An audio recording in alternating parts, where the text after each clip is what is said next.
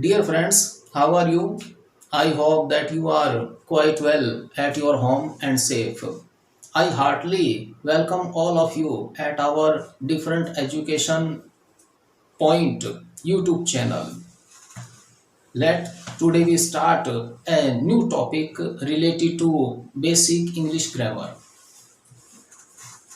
आज का जो हमारा टॉपिक है वो टॉपिक रिलेटेड है दिस, these, that और those। देखने में आपको ये बहुत ही कॉमन से वर्ड्स लगेंगे, इनका आपने नॉर्मली यूज करते हैं, लेकिन इनके अंदर भी हम बहुत सारी मिस्टेक्स कर देते हैं जब हम इनका यूज करते हैं। कैसे हमें इनका यूज करना चाहिए, क्या क्या हम मिस्टेक्स कर देते हैं, उसके बारे में आज हम यहाँ पर बात करेंगे। देखिए, सबसे पहले हम लेते हैं दिस को। दिस है दीज, दैट, दोस, इन सबको पहले लिया है मैंने प्रोनाउन के रूप में। ठीक है, प्रोनाउन के रूप में जब दिस का यूज होगा तो ये दिस है, ये दिस सिंगुलर के लिए यूज होगा। सिंगुलर का मतलब एक वचन के लिए। और दिस है, इसके बाद जो वर्ब आएगी, वर्ब क्रिया, ये वर्ब भी क्या आएगी, सिंगुलर आएगी, एक वचन आएगी। और इसके बाद नाउन आता है, वो नाउन भी क्या आएगा, सिंगुलर आएगा। ठीक है, दिस का जब हम प्रोनाउन के रूप में यूज करेंगे तो दिस के बाद जो वर्ब आएगी वो वर्ब सिंगुलर आएगी, इसके बाद जो नाउन आएगा वो नाउन भी क्या आएगा, सिंगुलर आएगा। यहां एक चीज आप और नोट कीजिए कि दिस और दीज ये दोनों किसको दिखाते हैं, ये दोनों नियरनेस को दिखाते हैं। नियरनेस का मतलब क्या है, नजदीक को। जो ऑब्जेक्ट हमारे नजदीक है उस ऑब्जेक्ट के लिए हम किसका यूज करते हैं, दिस का और दीज का यूज करते हैं। दिस है, ये सिंगुलर फॉर्म है, और दीज है, ये दीज क्या है, ये दीज प्लूरल फॉर्म है। प्लूरल का मतलब क्या है, बहुवचन। दीज है, इस दीज के बाद जो वर्ब लगेगी वो वर्ब हमेशा क्या लगेगी, प्लूरल लगेगी। और इसके बाद नाउन आएगा, वो नाउन भी क्या लगेगा, प्लूरल लगेगा। तो हमें यहाँ एक चीज समझ लेनी चाहिए कि दिस और दीज, इन दोनों का जो यूज होगा वो यूज नियरनेस के लिए होगा, जो नजदीक ऑब्जेक्ट रखा हुआ है उसके लिए होगा। दिस का यूज होगा सिंगुलर के लिए, और दीज है, इसका यूज होगा प्लूरल के लिए। दिस है, ये सिंगुलर फॉर्म है, और दीज क्या है, दीज प्लूरल फॉर्म है। दिस के बाद जस्ट जो वर्ब आएगी वो वर्ब क्या आएगी, वो वर्ब सिंगुलर आएगी। जैसे हम एग्जांपल लेते हैं, दिस इज माई डिक्शनरी। दूसरा हमने एग्जांपल लिया, दिस इज योर बुक। अब यहां देखिए, दिस के बाद में हमने दोनों जगह वर्ब कौन सी यूज की, सिंगुलर यूज की। अब अगर आपको ये लग रहा है कि यहाँ इज है तो हम टेंस चेंज कर देते हैं, हमने वैसे लगा दिया, दिस वाज योर बुक, यह तुम्हारी किताब थी। यहाँ एक वचन क्रिया है, यहाँ भी क्रिया क्या है, एक वचन है। और अगर दिस का यहाँ हिंदी के सेंस में देखना चाहो तो हम क्या कहेंगे, यह है। ठीक है, और ये किसको बताएगा, नजदीकी को। दिस इज माई डिक्शनरी, यह मेरी डिक्शनरी है। दिस वाज योर बुक, और यह तुम्हारी किताब थी। ठीक है, एक तो यहाँ वर्ब सिंगुलर है। अब यहाँ देखिए, डिक्शनरी ये नाउन है, और ये नाउन क्या है, सिंगुलर है। यहाँ बुक है, ये नाउन है, ये नाउन क्या है, सिंगुलर है। यहाँ आप देखिए, अगर वैज की जगह वर कर देते हैं तो अपना सेंटेंस गलत है। यहाँ इसकी जगह आर कर देते हैं तो अपना सेंटेंस गलत है। यहाँ डिक्शनरी की जगह डिक्शनरीज कर देते हैं प्लूरल तो भी अपना सेंटेंस गलत है। और यहाँ बुक की जगह बुक्स कर देते हैं तो भी अपना सेंटेंस क्या होगा, गलत होगा। तो हमें इस चीज का ध्यान रखना है कि जब दिस है, इस दिस का हम प्रोनाउन के रूप में यूज करेंगे तो यह नजदीकी को दिखाएगा और इसका अर्थ होगा यह। और इसके बाद जो क्रिया आएगी, वर्ब आएगी, वो सिंगुलर आएगी। इसके बाद जो नाउन आएगा वो नाउन भी क्या आएगा, सिंगुलर आएगा। अब हम चलते हैं दीज के ऊपर। दीज है, इस दीज का मतलब क्या होगा, अगर आप हिंदी में देखो तो इसका मतलब क्या होगा, ये। दीज के बाद जो वर्ब आएगी वो वर्ब कैसी आएगी, प्लूरल आएगी। और दीज के बाद नाउन है, वो नाउन भी क्या आएगा, प्लूरल आएगा। दीज भी किसको बताएगा, जो ऑब्जेक्ट नजदीक रखे हुए हैं उन ऑब्जेक्ट की तरफ ये दीज क्या करेगा, संकेत करेगा। दिस है, इस दिस की प्लूरल फॉर्म कौन है, दीज है। जैसे एग्जांपल हम लेते हैं, दीज आर योर काइट्स। फिर हमने दूसरा लिया,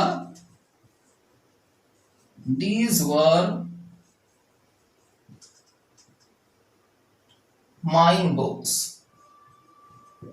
अब यहां देखिए, सॉरी यहां क्या आएगा, माई बुक्स।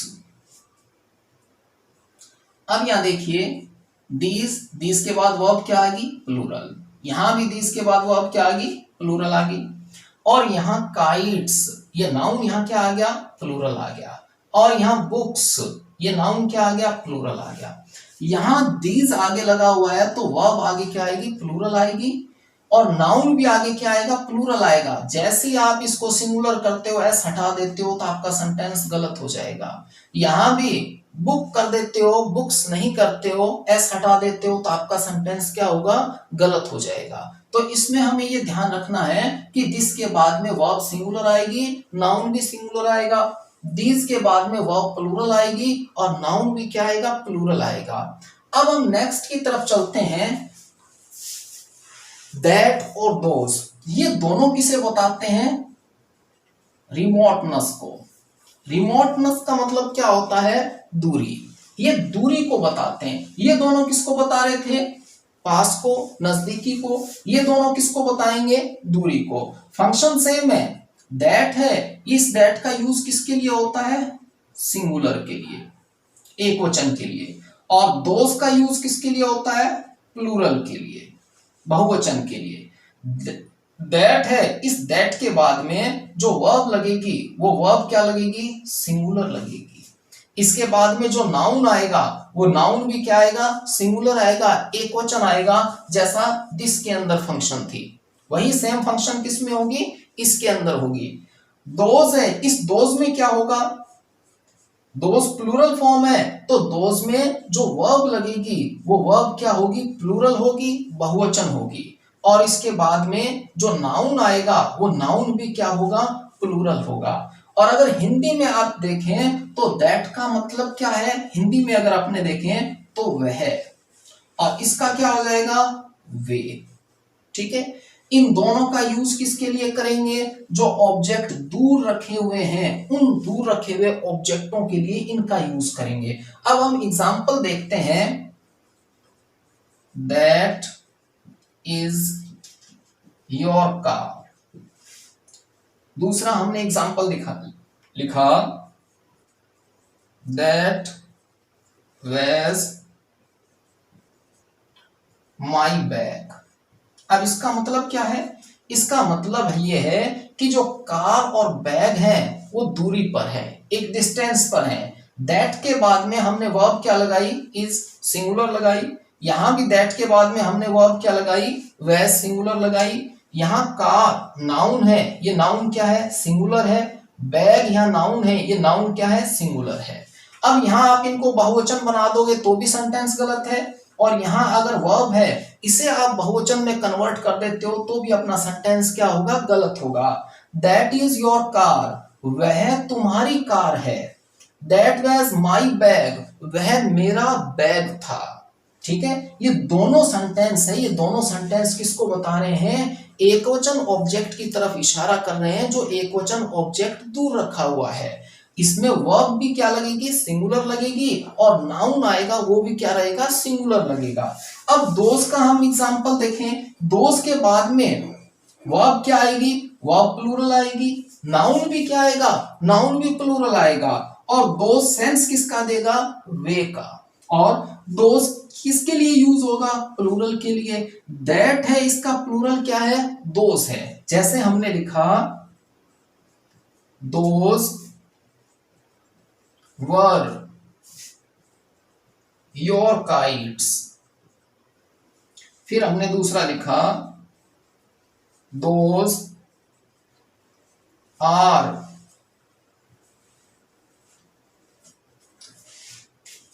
My flowers. ठीक है, अब दोस्त के बाद हमने वर्ब क्या लगाई, प्लूरल, यहां भी वर्ब क्या लगाई, प्लूरल। दोनों में हमने क्रिया क्या लगाई, बहुवचन लगाई। यहां दोनों जगह ये जो संज्ञा लगाई हमने, संज्ञा क्या लगाई है, बहुवचन लगाई है। नाउन किसका यूज किया है, प्लूरल का यूज किया है। अगर यहां से हम एस हटा देते हैं तो सेंटेंस गलत होगा, यहां भी सेंटेंस गलत होगा। यहां से अगर वर्ब हम चेंज करते हैं तो भी क्या हो जाएगा, सेंटेंस गलत हो जाएगा, अगर सिंगुलर वर्ब लगा देते हैं तो। इसमें मेन चीज आपको क्या रखनी है ध्यान, कि दिस और दिस इनका यूज होगा किसके लिए, नियरनेस के लिए, नजदीकी के लिए। दैट और दोज इनका यूज किसके लिए होगा, दूरी दिखाने के लिए। ये सिंगुलर के लिए यूज होगा, ये प्लूरल के लिए, ये सिंगुलर के लिए, ये प्लूरल के लिए। अब एक चीज यहां और देखिए आप, ये मैंने आपको बताया जब दिस, दीज, दैट और दोज इनका यूज प्रोनाउन के रूप में होगा, और प्रोनाउन के रूप में होगा तो इनके जस्ट बाद क्या लगेगी, वर्ब लगेगी। लेकिन जैसे ही आप इन चारों के बाद में नाउन लगा देते हो, नाउन लगाते ही क्या होगा, ये क्या बन जाएंगे, एडजेक्टिव बन जाएंगे। एडजेक्टिव का मतलब क्या है, विशेषण बन जाएंगे। जैसे यही जो सेंटेंस है, इसी सेंटेंस के अंदर अपने लिखते हैं, देखिए पहला जो सेंटेंस है, दिस इज माई डिक्शनरी। अब इसी को मैंने लिख दिया, दिस डिक्शनरी इज माइन। अब स्ट्रक्चर बदल दी, अर्थ वही है। अब दिस के जस्ट बाद में हमने क्या लगा दिया, डिक्शनरी। डिक्शनरी क्या है, नाउन है। ठीक है, अब ये दिस है, ये दिस प्रोनाउन नहीं रहा। अब ये दिस यहां किसका काम कर रहा है, एडजेक्टिव का काम कर रहा है। एडजेक्टिव का मतलब यहां ये विशेषण का काम कर रहा है, यहां ये प्रोनाउन का काम नहीं कर रहा। रोल वही रहेगा, दिस के जस्ट बाद में नाउन आएगा, वो क्या आएगा, सिंगुलर आएगा। वर्ब क्या आई है, सिंगुलर आई है। ठीक है, हमने स्ट्रक्चर क्या करी, बदली। स्ट्रक्चर बदलते ही ये क्या हो गए, बदल गए। यहां क्या था, ये प्रोनाउन था, और यहां ये क्या बन गया, एडजेक्टिव का काम कर रहा है। अब दूसरे में देखिए, दीज, दीज वाले में देखिए, हमने दीज में क्या किया, इसी सेंटेंस को हमने चेंज कर दिया, दीज आर योर काइट्स। अब हमने इसे लिख दिया, दीज काइट्स आर योर्स। ठीक है, यहां भी वर्ब क्या है, प्लूरल है, यहां भी नाउन क्या है, प्लूरल है। ठीक है, सेम यही चीज है, हमने स्ट्रक्चर क्या कर दी, बदल दी। अब दीज के जस्ट बाद में हमने क्या लगा दिया, नाउन लगा दिया, तो ये दीज है, ये दीज यहां पर क्या बन गया, ये एडजेक्टिव बन गया। और ऊपर वाले सेंटेंस में जहां दीज के जस्ट बाद में वर्ब आ रही है, यहां ये दीज क्या है, यहां ये दीज प्रोनाउन है। तो ये इन दोनों के अंदर डिफरेंस आ गया चेंज करते ही। इसी तरह से अगर हम दैट का एग्जांपल देखें, दैट में हमने एग्जांपल लिया, अब इस एग्जांपल को हम चेंज करके देखें। अब देखिए, हमने लिखा दैट इज योर कार, ये लिखा। अब हमने लिख दिया दैट कार इज योर्स। ठीक है, अर्थ वही है, स्ट्रक्चर हमने चेंज की। अब दैट के जस्ट बाद में हम क्या ले आए, नाउन ले आए। वर्ब आगे क्या है, सिंगुलर है। अब इसका मतलब क्या हो गया, वह कार तुम्हारी है। ठीक है, अब यहां दैट के बाद में नाउन आते ही ये दैट किसका काम करने लग गया, एडजेक्टिव का काम करने लग गया। जबकि ऊपर वाले में ही दैट क्या काम कर रहा है, प्रोनाउन का काम कर रहा है। इसी तरह से हम दोज वाला देखें, दोज में भी क्या है, यही है। जैसे हमने लिखा, इसी सेंटेंस को हमने लिख दिया, दोज काइट्स वर योर्स। अब देखिए दोज के बाद में हमने क्या लिखा, काइट्स। काइट्स क्या है, प्लूरल नाउन है, ठीक है। अब दोज के जस्ट बाद में नाउन आ गया तो दोज यहां किसका काम कर रहा है, एडजेक्टिव का काम कर रहा है। यहां वर्ब क्या है, वर्ब प्लूरल है। सेम यही चीज यहां है, हमने स्ट्रक्चर चेंज की, स्ट्रक्चर चेंज करते ये भी क्या हो गए, चेंज हो गए। इनका भी रूप है, वो रूप क्या हो गया, बदल गया, शेप बदल गई इनकी। यहां ये प्रोनाउन था और यहां ये क्या बन गया, एडजेक्टिव बन गया। तो प्रोनाउन के रूप में काम आ रहे हैं या एडजेक्टिव के रूप में काम आ रहे हैं। ध्यान इनमें अपने को ये रखना है कि दिस के बाद में नाउन वर्ब क्या आएगी, सिंगुलर आएगी, आगे नाउन क्या आएगा, सिंगुलर आएगा। और दिस के बाद में अगर जस्ट नाउन आ रहा है तो नाउन क्या आएगा, सिंगुलर आएगा, वर्ब भी आगे क्या आएगी, सिंगुलर आएगी। दीज है, इसके जस्ट बाद में वर्ब है तो वो वर्ब सिंगुलर आएगी, आगे नाउन वर्ब क्या आएगी, प्लूरल आएगी, आगे नाउन क्या आएगा, प्लूरल आएगा। अगर दीज के जस्ट बाद में हम नाउन लगाते हैं और इसे एडजेक्टिव के रूप में यूज करते हैं तो नाउन प्लूरल हो जाएगा और आगे वर्ब क्या होगी, वो प्लूरल होगी। सेम किस में होगा, सेम ही दैट और दोज में होगा। दैट के बाद वर्ब सिंगुलर आएगी, नाउन सिंगुलर आएगा। आप स्ट्रक्चर चेंज करोगे, नाउन आगे लाओगे तो दैट के बाद नाउन क्या आएगा, नाउन सिंगुलर ही आएगा और आगे वर्ब क्या आएगी, वो भी सिंगुलर ही आएगी। लेकिन यहां दैट क्या बन जाएगा, एडजेक्टिव बन जाएगा और यहां दैट क्या रहेगा, प्रोनाउन रहेगा। इसी तरह से दोज के अंदर होगा, दोज में भी क्या है, जस्ट आगे वर्ब क्या लगाओगे आप, प्लूरल, और आगे नाउन भी क्या आएगा, प्लूरल आएगा। लेकिन जैसे ही आप इसको चेंज करोगे, इसके बाद जस्ट नाउन लगाओगे तो ये एडजेक्टिव का काम करेगा, लेकिन नाउन फिर भी प्लूरल रहेगा और वर्ब क्या रहेगी, फिर भी प्लूरल रहेगी। इनका फॉर्म है, वो फॉर्म क्या हो जाएगी, इनकी चेंज हो जाएगी। पहले प्रोनाउन है वही किस में चेंज हो जाएगा, एडजेक्टिव में चेंज हो जाएगा। तो देखने में हमें ये बहुत ही कॉमन लगते हैं, दिस, दीज, दैट, दोज, लेकिन इनके अंदर भी हम क्या कर देते हैं, बहुत सी मिस्टेक्स कर देते हैं। तो इन्हें हमें विशेष रूप से ध्यान रखना चाहिए कि दिस के बाद में कौन सा नाउन लगेगा, कौन सी वर्ब लगेगी। दीज है, इसके बाद में कौन सा नाउन लगेगा, कौन सी वर्ब लगेगी। दैट है, इसके बाद में वर्ब कौन सी का यूज होगा, नाउन कौन सा लगेगा। दोज है, इसके बाद कौन सी वर्ब लगेगी, कौन सा नाउन लगेगा। ये बहुत ही बेसिक चीजें हैं, लेकिन जब आपकी ये बेसिक चीजें, बेसिक कंसेप्ट क्लियर होगा तो आपको आगे किसी भी तरह की कोई परेशानी नहीं होगी। तो इन छोटी छोटी चीजों के ऊपर आप फोकस कीजिए और डे बाय डे क्या होगा, you will yourself feel a kind of improvement in your English grammar, and it will be definitely beneficial when you will be facing any exam, any competitive exam. Thanks. Okay.